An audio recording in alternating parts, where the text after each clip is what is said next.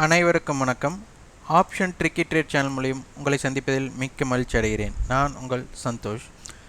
இன்னைக்கு ஏப்ரல் 26ஆம் தேதி சந்தை எப்படி முடிவுற்றது அப்படிங்கிறத நம்ம பார்க்க போகிறோம்.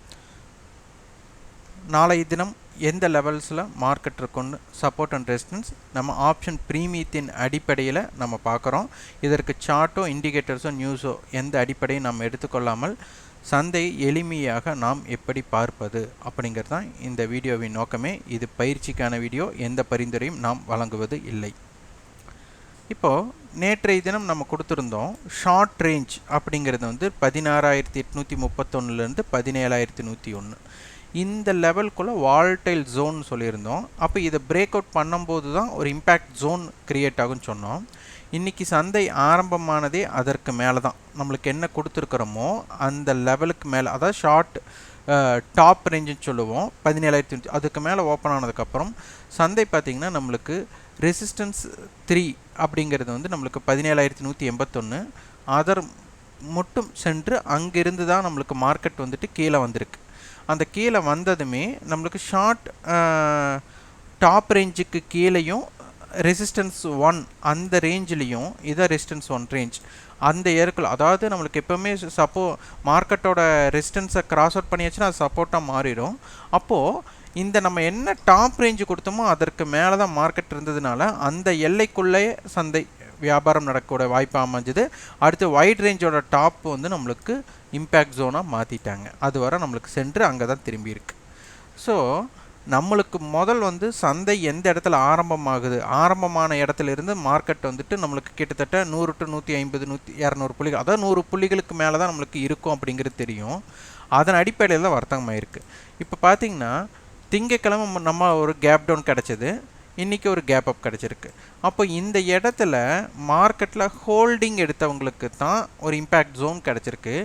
ஆனால் இந்த ஹோல்டிங் எடுத்ததே ராங் சைடாக இருந்ததுன்னா அவங்களுக்கு நல்ல ஒரு, ஏன்னா மார்க்கெட் வெள்ளிக்கிழமை க்ளோசிங்லேருந்து மார்க்கெட் ஒரு கேப் டவுன் ஆகிருக்கு. அப்போ அது ஆனதுமே க்ளோசிங்கு நம்ம லோயஸ்ட் லோ க்ளோசிங்காக தான் நம்மளுக்கு அமைஞ்சது. சப்போஸ் அந்த இடத்துல புட்டு ஹோல்டு பண்ணணும்னு நினச்சவங்களுக்கு இன்றைக்கி நல்ல ஒரு, அதாவது வெள்ளிக்கிழமை கால் ஹோல்டு பண்ணவங்களுக்கும் சரி, திங்கக்கிழமை புட்டை ஹோல்டு பண்ணவங்களுக்கும் நல்ல மாறுதலான ஒரு சந்தையாக அமைஞ்சிருக்கு. ஒரு கேப் டவுன், அடுத்த நாள் ஒரு கேப் அப். இதில் சந்தையை நம்ம முடிஞ்சதுக்கப்புறம் இப்படி பண்ணியிருக்கலாம் அப்படின்னு நம்ம சொன்னோம்னா அது இம்பேக்டாக இருக்காது. ஏன்னா இந்த மாதிரி கேப் அப்போ இந்த மாதிரி கேப் டவுன் ஆகும்போது நம்ம வியாபாரத்திலிருந்து தள்ளி இருக்கிறது பெஸ்ட். ஏன்னா ஆப்ஷனை பொறுத்தவரை இம்பேக்ட் ஜோன் எந்த நேரம் இம்பேக்ட் ஆகுதோ அந்த இடத்துல நீங்கள் வியாபாரம், நீங்கள் பையராக இருந்தாலும் சரி ரைட்டராக இருந்தாலும் சரி, ரைட்டராக இருக்கிறவங்களுக்கு ப்ரீமியம் கரையணும், பையராக இருக்கிறவங்களுக்கு ப்ரீமியம் கூடணும். அது எந்த இடத்துல இம்பேக்ட் ஆகுதோ அதை பார்த்து வியாபாரம் செய்யக்கூடிய இடம் இருந்தால் போதும். இந்த மாதிரி ஹோல்டிங் எடுக்கும்போது நீங்கள் தவறான திசையில் ஹோல்டிங் எடுத்துட்டிங்கன்னா என்ன ஆகணும், அந்த திசையை பார்த்தே மட்டுமே உங்களை பயணிக்க விரும்பும். மார்க்கெட்டை உங்களுக்கு ஆப்போசிட் ஆகுதுனால வெளியில் வர மனசு வராது, ஆவரேஜ் பண்ண தோணும், அடுத்தது பல தவறான முடிவுகள் எடுக்கக்கூடிய சூழ்நிலைக்கு போய்டும். அதனால் முடிந்த அளவு ஆப்ஷனை ஹோல்டிங் எடுக்காதீங்க. சாதகமாக அடுத்த நாள் நல்ல உங்களுக்கு சாதகமாக இருந்தாலும் அது எத்தனை முறை அப்படிங்கிறத நம்ம பல முறை சொல்லியிருக்கிறோம். அதனால் ஆப்ஷன் வியாபாரத்தை பொறுத்தவரை அன்றைய தினத்தோட பயணத்தில் வியாபாரம் செய்ய முற்படுங்க. அதே மாதிரி நம்மளுக்கு ஓப்பன் நம்மளுக்கு 17,121, லோ 17,064, ஹை 17,223. அப்போ கிட்டத்தட்ட நம்மளுக்கு பார்த்திங்கன்னா உங்களுக்கு 160 புள்ளிகள் பயணம் கிடச்சிருக்கு. நம்ம சொன்னோம்ல ரேஞ்ச் எப்படி இருந்தாலும் ஓப்பனான புள்ளிகளிலிருந்து இந்த ரேஞ்ச் செட் ஆகும்னு சொன்னோம். அப்போ ஓப்பனான புள்ளிகளிலிருந்து மேலே ஹை இவ்வளோ போயிருக்கு, லோ இப்படி போயிருக்கு. அப்போது ஓப்பனான புள்ளிகளிலிருந்து லோ ஒரு 60 புள்ளிகள்னால் அப்போது நம்மளுக்கு 100 to 200 புள்ளிகளோட பயணங்கும்போது அந்த ஓப்பனுக்கு மேலே தான் மீதி இருக்கிற பயணம் நடக்கிறதுக்கு வாய்ப்பு இருக்கும் அப்படிங்கிறது நம்மளுக்கு தெரியணும். அதனால் ஓப்பன் அடிப்படையில் தான் நம்ம வர்த்தகம் செய்ய முற்படணும். நம்மளுக்கு ஸ்பாட்டுக்கும் ஃப்யூச்சருக்கும் உள்ள வித்தியாசம் பார்த்திங்கன்னா 17,200 17,211. நேற்றைய தினம் பார்த்தீங்கன்னா கிட்டத்தட்ட 30 ரூபா பிரீமியத்தில் இருக்குது அப்படின்னு நம்ம பார்த்துருந்தோம். இன்றைய தினம் 11 ரூபா பிரீமியத்தில் தான் இருக்குது. இந்த மாதத்தோட இறுதி பார்த்தீங்கன்னா நம்மளுக்கு இன்னும் 2 வர்த்தகம் தான், புதன் வியாழன் இன்னும் 2 வர்த்தகம் தான் இருக்குது. அதனால் இதனுடைய பிரீமியத்தோட அளவு எப்படி இருக்குன்னு பார்க்கணும். அதே மாதிரி இந்த வீக்கோட ரேஞ்ச் பார்த்தீங்கன்னா நம்மளுக்கு 16,888லேருந்து 17,223ங்கும் போது கிட்டத்தட்ட 330 புள்ளிகள் நம்மளுக்கு இந்த பயணம் கிடைச்சாச்சு. அப்போ வாரத்தோட பயணம்க்கு வந்துட்டு ஒரு 500 புள்ளிகள்லேருந்து 700 புள்ளிகள். அப்போ அந்த 500 புள்ளிகளை ஃபில் பண்ணோம்னாலே இன்னொரு 170 புள்ளிகள் தேவை. அந்த 170 புள்ளிகள் இந்த ஹையை கட் ஆகணும், இல்லைன்னா இந்த லோவை கட் ஆகணும். அப்போது இந்த ஹையை கட்டான 170 புள்ளிகள் அப்படின்னு எடுத்துகிட்டா நம்மளுக்கு 17,400 மட்டும் வாய்ப்பு இருக்குது. இல்லை இந்த 16,888லேருந்து இந்த 170 புள்ளிகள் கிடச்சதுன்னா நம்மளுக்கு 16,700 மட்டும் பயணம் இருக்குது. அப்போது இது வந்து மிகப்பெரிய தூரமாக இருக்குது, இது மிக அருகே இருக்குது. அப்போ இதனுடைய தாக்கம் எப்படி இருக்குங்கிறத நம்ம பார்க்க வேண்டும். அட்டவணையை பொறுத்தவரை 17,200 கால் நம்மளுக்கு 200லேயே க்ளோசிங் கிடச்சிருக்கு. நேற்று க்ளோசிங் 43 ரூபா, இன்றைக்கி 102 ரூபாய்க்கு க்ளோசிங் ஆகிருக்கு. அப்போ 17,302 அப்படிங்கிறது ஒரு நல்ல ஒரு ரெசிஸ்டன்ஸ் லெவலாக இருக்கக்கூடிய வாய்ப்பு இருக்கும். அதே மாதிரி நம்மளுக்கு 17,300 கால் தான் அதிகமாக வர்த்தகமாக இருக்குது. அது நேற்றைய க்ளோஸ் 25 ரூபா, இன்றைக்கி 56 ரூபா. அதனால் 17,356 நல்ல ஒரு லெவலாக இருக்கும். அதே மாதிரி சப்போர்ட் லெவல் பார்த்துட்டிங்கன்னா நம்மளுக்கு 17,100 புட் அண்டு 17,000 புட் கொடுத்துருக்காங்க. அதனால் 17,150 அப்படிங்கிறது ஒரு நல்ல ஒரு ஆவரேஜ் லெவலாக இருக்க போகுது. அந்த 17,150லிருந்து முக்கியத்துவம் கொடுக்க வேண்டிய சூழ்நிலை இருக்கும். 17,200 கால் படி பார்த்திங்கன்னா நம்மளுக்கு ரெசிஸ்டன்ஸ் 17,302, சப்போர்ட் பார்த்தீங்கன்னா 17,110. அப்போ இந்த லெவலுக்குள்ளே தான் சந்தை இருக்கக்கூடிய வாய்ப்புகள் இருக்கும். இதற்குள்ளே இருக்கும்போது வால்டைல் ஜோனாக தான் இருக்கும். இதை பிரேக் அவுட் 17,302 பிரேக் பண்ணால் தான் மேலே போக முடியல. 17,302 தான் ப்ராஃபிட் புக்கிங் வர முடியும். அப்போ இந்த 17,300 வரும்போது சந்தையோட பயணம் எப்படி இருக்க வாய்ப்பு அப்படிங்கிறது ஓடிஎம் ஆப்ஷன்ஸை வச்சு நம்ம ஜட்ஜ் பண்ணணும். அந்த அளவுக்கு நம்மளுக்கு இம்பேக்டட் நம்மளுக்கு தெரியணும். அடுத்தது நம்மளுக்கு சந்தைக்கு நாளைக்கு குறுகிய எல்லை ஷார்ட் ரேஞ்சுன்னு சொல்லிக்குவாங்க.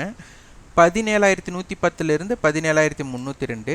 வைட் ரேஞ்ச் அகல ரேஞ்ச், அதாவது நம்மளுக்கு வைட் ரேஞ்ச் அப்படிங்கும்போது 17,008லேருந்து 17,392. அப்போ இந்த எல்லைக்குள்ளே இருக்க வாய்ப்பு அதிகம். இப்போ ரெசிஸ்டன்ஸ் பார்த்தீங்கன்னா 17,264, 17,302, 17,356. Support level 17,156, 17,110, 17,047. இப்போ இன்றைக்கி பார்த்தீங்கன்னா சந்தை வந்துட்டு நேற்றைய முடிவுற்ற விலையிலிருந்து கிட்டத்தட்ட 250 புள்ளிகள் நம்மளுக்கு பாசிட்டிவில் முடிஞ்சிருக்கிறாங்க.